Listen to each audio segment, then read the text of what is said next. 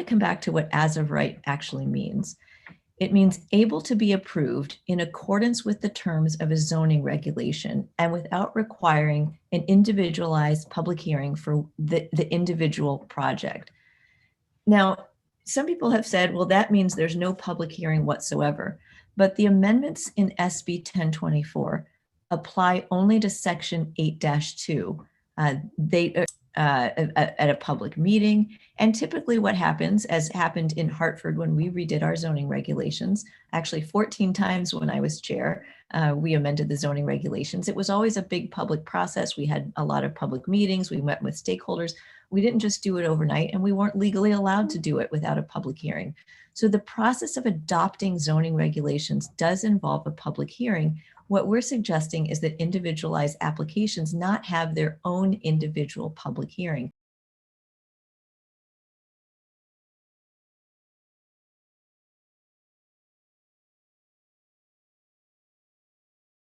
Could you explain the mechanisms to the bills that will ensure that any housing that is created will in fact be affordable? Is it due to higher densities, subsidies from outside sources?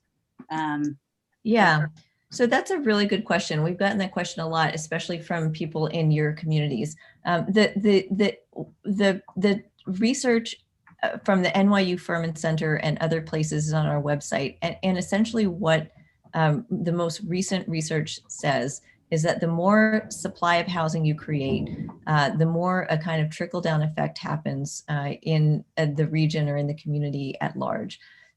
The reason that housing prices are so high in your part of the state, and frankly, and even in our part of the state up here in Hartford, is that we're not producing housing that meets the needs of our community. So people who want housing have less choice, and that drives up prices.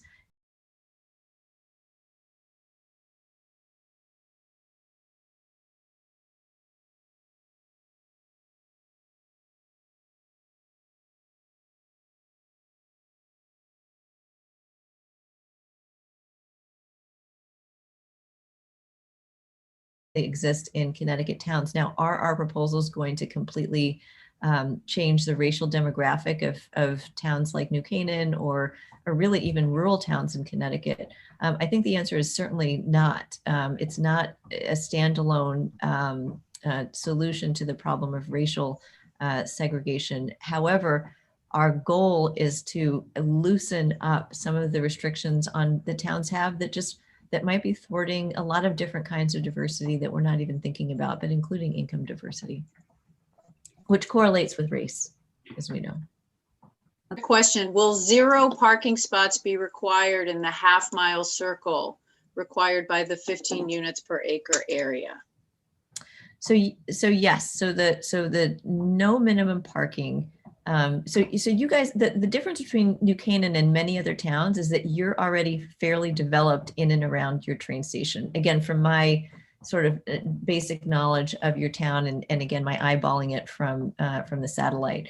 So you already actually have the parking that you need, most likely built into what's already there.